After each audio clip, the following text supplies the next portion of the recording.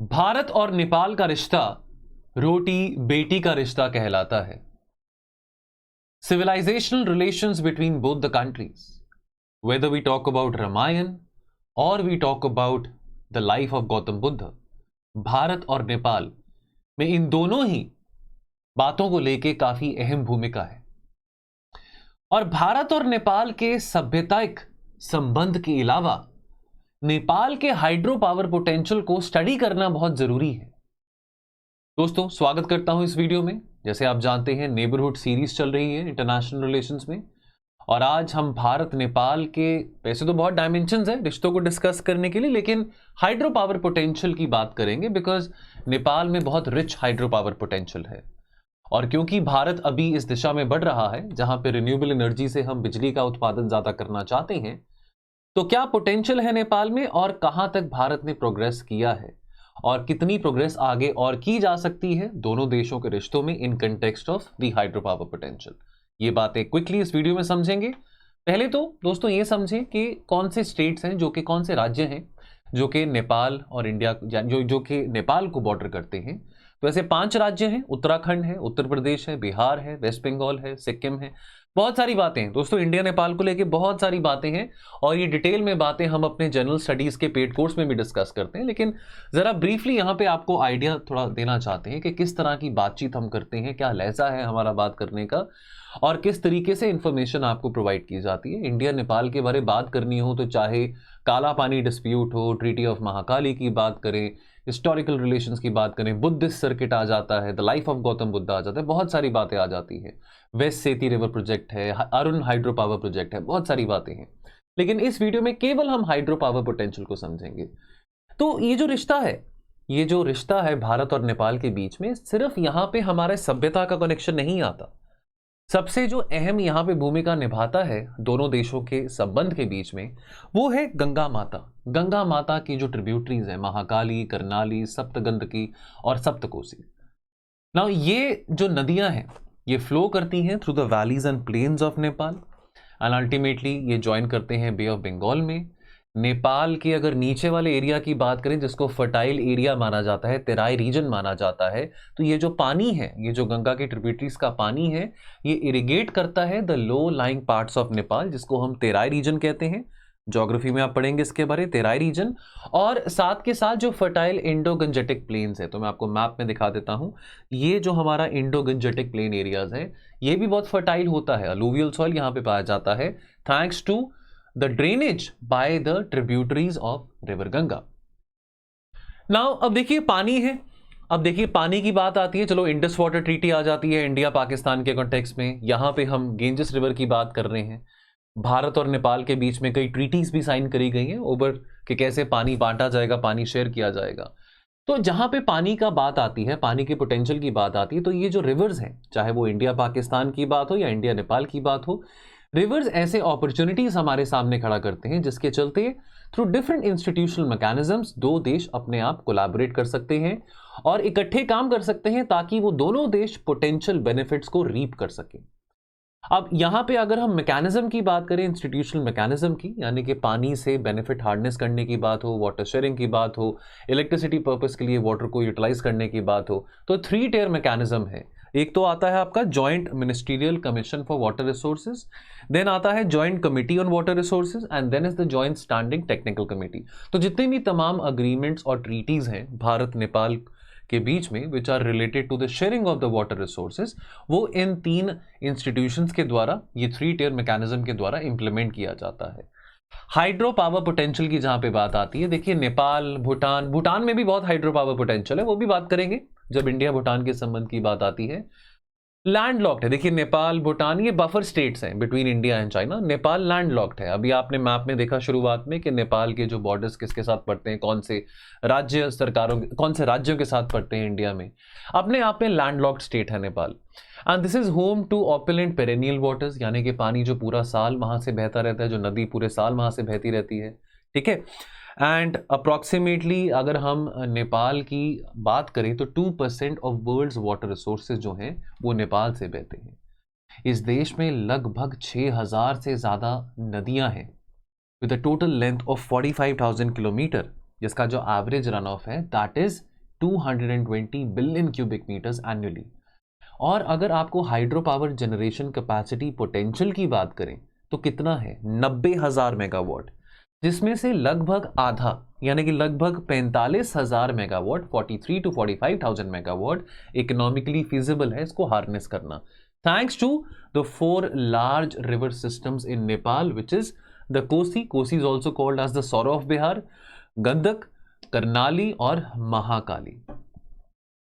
तो यहां पे हम मैप देख लेते हैं, जो 4 मेजर हमने रिवर सिस्टम्स की बात करी है। In fact at the Confluence of the Karnali and सेती रिवर, वेस्ट सेती डैम, ये भी बिल्कुल रिसेंटली करंट अफेयर्स में था, 1 साल पुरानी बात है, काफ़ी ये हमने डिस्कस भी किया था हमारे क्रैश कोर्स में, और इवन जो हमारी क्लासेस होती हैं जीएस की, इंटरनेशनल रिलेशंस की, वहाँ पे भी इस पर्टिकुलर एस्पेक्ट को हम बहुत ज़्यादा गौर करते हैं। स्पेसिफिकली किसी भी देश के साथ भारत के संबंध की बात हो रही हो तो जो भी करंट अफेयर्स रिलेटेड न्यूज़ रहती है वो भी हम जरूर डिस्कस करते हैं। तो करनाली और सेती के कॉन्फ्लुएंस पे भारत और नेपाल के बीच में एग्रीमेंट साइन किया गया है वेस्ट सेती हाइड्रो इलेक्ट्रिक प्रोजेक्ट का, इसको डेवलप करने का।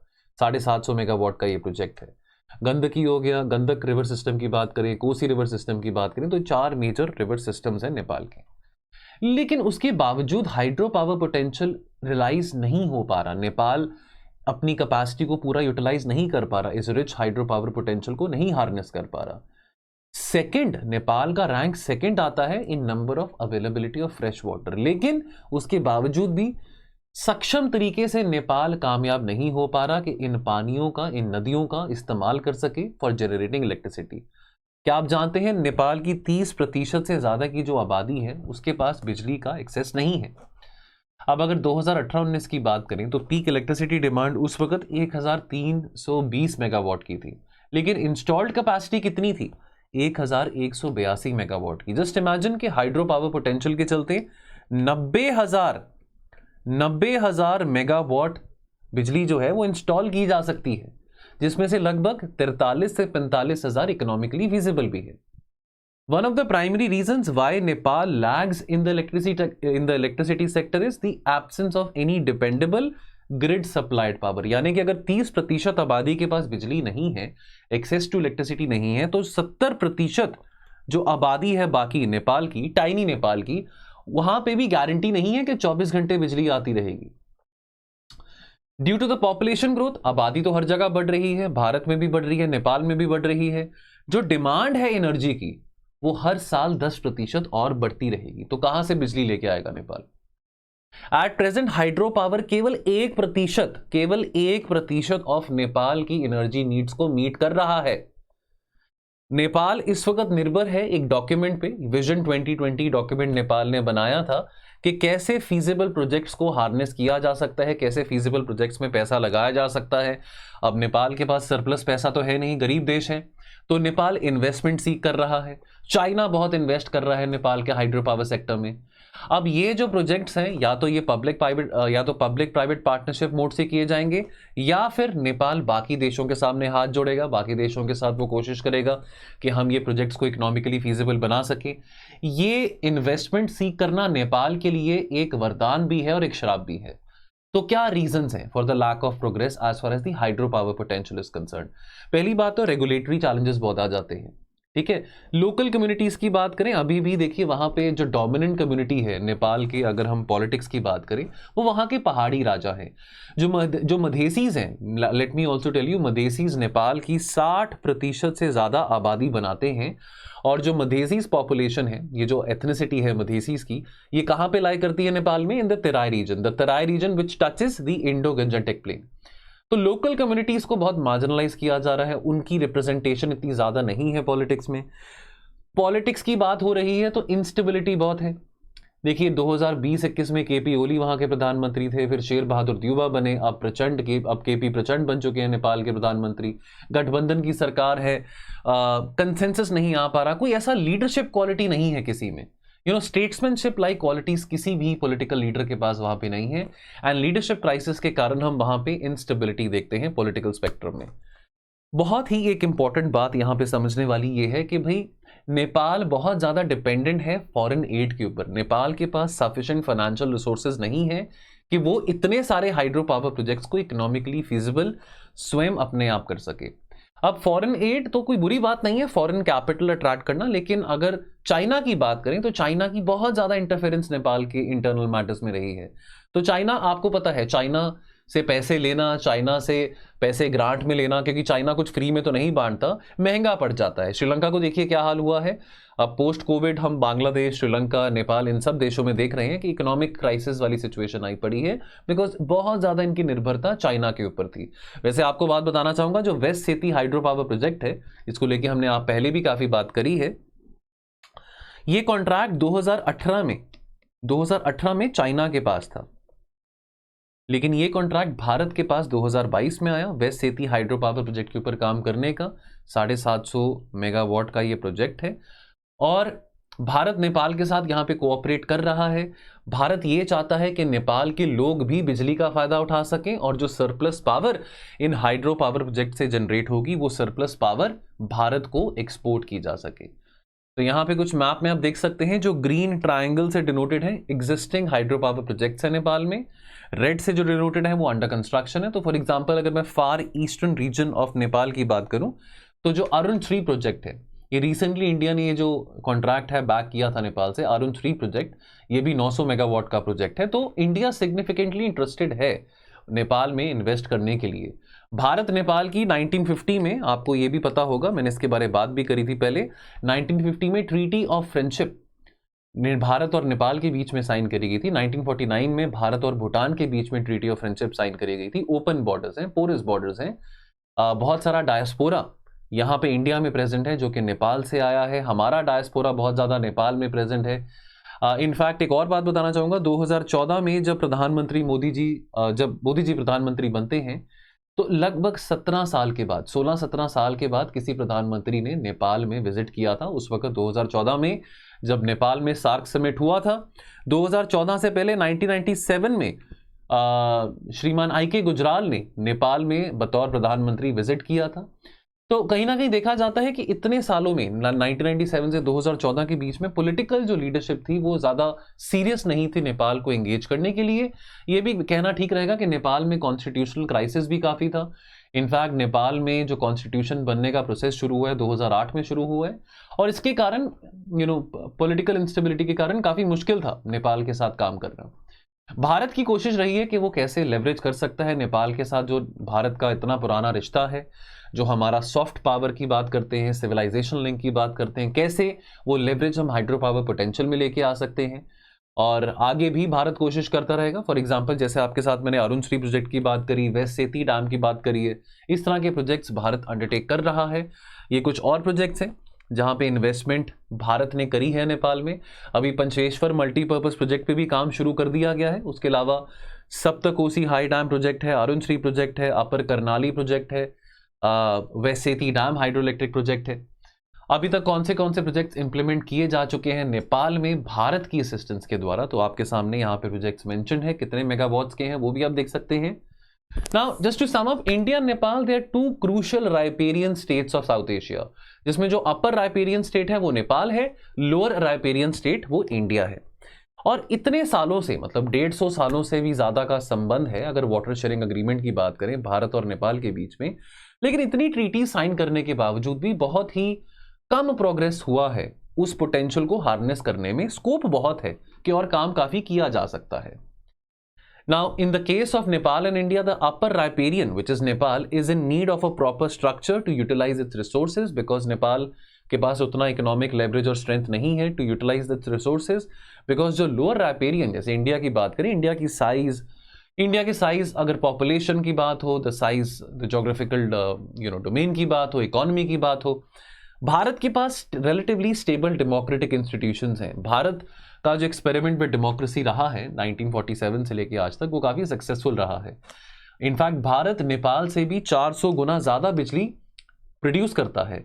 और अगर भारत और नेपाल कंसेंसस बना के, अगर नेपाल को इस बात का बहुत रहता है हमेशा से कि भारत बुली करता है, वो as a big brother play करता है, हमारे इंटरनल मैटर्स में इंटरफेयर करता है, अपने झगड़े, अपने मसले अगर वो साइड पे करके रिजॉल्व करके अगर इस दिशा में हम काम कर सके तो हाइड्रो पावर पोटेंशियल काफ़ी रियलाइज कर सकते हैं। Both the countries are lacking effort and political will कि कैसे इस पोटेंशियल को एक रियलिटी में, एक असेट में ट्रांसलेट किया जा सके। नेपाल के पास फाइनेंशियल रिसोर्सेज की कमी है और नेपाल की ये शिकायत है कि टेक्नोलॉजी और फाइनेंशियल रिसोर्सेज इंडिया ने ज़्यादा एडिक्वेटली प्रोवाइड नहीं करे हैं। मिसट्रस्ट है, नेपाल की सरकार बहुत ज़्यादा ट्रस्ट नहीं करती है भारत सरकार को, चाहे आज मोदी जी हैं, चाहे पहले डॉक्टर मनमोहन सिंह थे या उससे पहले अटल बिहारी वाजपेयी थे। तो इतनी ट्रीटीज और मैकेनिज्म होने के बावजूद हम यहाँ पे प्रोग्रेस नहीं कर पा रहे हैं, तो यानी कि कहीं ना कहीं कमी आ रही है। हम अपने सिविलाइजेशनल रिलेशंस को यहाँ पे लेवरेज क्यों नहीं कर पा रहे हैं, सोचने की बात है। The land of Buddha, India को द लैंड ऑफ बुद्धा कहा जाता है, लेकिन गौतम बुद्ध का जन्म तो नेपाल में हुआ था। हम रामायण की बात करें, माता सीता की बात करें, कितने सारे ऐसे और एग्जाम्पल्स हम कोरिलेट कर सकते हैं हमारे एंशिएंट हिस्ट्री में से, जहाँ पे भारत और नेपाल की भूमिका का काफ़ी इंपॉर्टेंट रोल आता है। तो ये कुछ बातें हैं सोचने वाली, जहाँ पे भारत और नेपाल आगे और काम कर सकता है, और बाकी सोचने के लिए आपके पास भी है। वो ये है दोस्तों, हमारा आज इनफैक्ट सेकेंड डे है जो हमने नया बैच लॉन्च किया है जनरल स्टडीज़ का। General studies for those people, those बच्चा जो अगले साल जो अगले साल अपना पेपर देंगे यूपीएससी का। मेंटरशिप प्रोग्राम है।